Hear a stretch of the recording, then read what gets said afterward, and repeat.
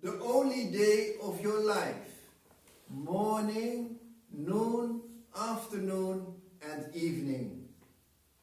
C.J. Jung, the founder of analytical psychology, compared the human lifetime to the course of a day. We know the day as morning, noon, afternoon, and evening. These different stages are not so much a timeline, but rather stages of growth or maturity, if you so wish. In the morning of life, we meet youth and early adulthood, and it is full of activity. The morning is great and gives much fulfillment. Certitudes are accumulated. The morning is, however, confused with success, as we find it in your career and your titles. What is missing in the morning is a sense of hope.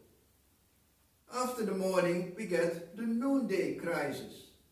But be comforted with Psalm 90. You will not fear the terror of the night, nor the arrow that flies by day, nor the plague that prowls in the darkness, nor the scourge that lays waste at noon. The noonday crisis, dullness and burnout.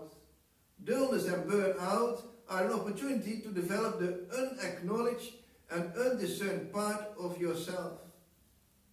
You are only ready to embark on the afternoon of life if you accept and integrate what you did not want to know about yourself and did not want to admit to yourself during the morning. As such, the questions, which certainties have to die and to what mature? In the afternoon, there is some understanding of hope, however confused with optimism. In the afternoon, wisdom begins to emerge. No wise man ever wished to be younger. If you are not moving with the afternoon, rigidity comes in and talking about the past. Important is to move on. Do not squander this new state of life by filling it with a mere continuation of morning activities, as career, image, and financial security. All these can suffocate your inner life. The afternoon gives you an opportunity to discover who you are, becoming more contemplative, a quieting of your heart, and so experiencing your life from a broader perspective. You move towards true riches. The afternoon life is a spiritual journey, a descent into the depths. Possible fruits are peace, wisdom, ability to manage emotions and overcome self-centeredness in order to arrive at the deeper center, the inner self, which we can call God or Christ in us. In this way, fulfilling the meaning of life and attaining fullness and wholeness. Failure to fulfill the task of this stage of life might lead to anxiety, suspicion, rigidity, and emotional upset. In the afternoon of life, you see yourself connected with others and the cosmos, expressed by Hildegard of Bingen as everything is penetrated with connectedness, and by Tagore as every being in the universe gives itself as nourishment for the good of the whole. A transformation takes place from self-centeredness to new self, with depth and inwardness in contrast to shallowness and superficiality. And this in order to encounter God in a new and fuller way, as well as other people and the whole of creation.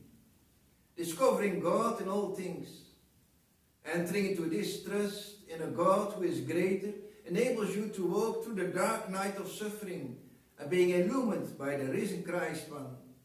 Because truly, what is shaken opens up space for finding the greater Christ. With the evening, a new day begins. After all, the first star appears in the evening sky. We now enter on a new stage of life, the evening of life. The truth of the morning has become the lie of the evening. The morning was confused with success, no sense of hope. In afternoon, some understanding of hope, but confused with optimism. The evening really understands hope. The morning with its outer self gave stress. The afternoon with inner life gave desires, longings and hopes. The evening with interior life gives new questions with different answers. Hope is born in silence, in God. With hope you stand in the tomorrow and you live it in this day. Death has been overcome. We pass, we don't die anymore. Death is a radical transformation. The victory is already given. Believe in resurrection. We have the fruits of it with us today. We have the victories of tomorrow, today. To live already in the kingdom.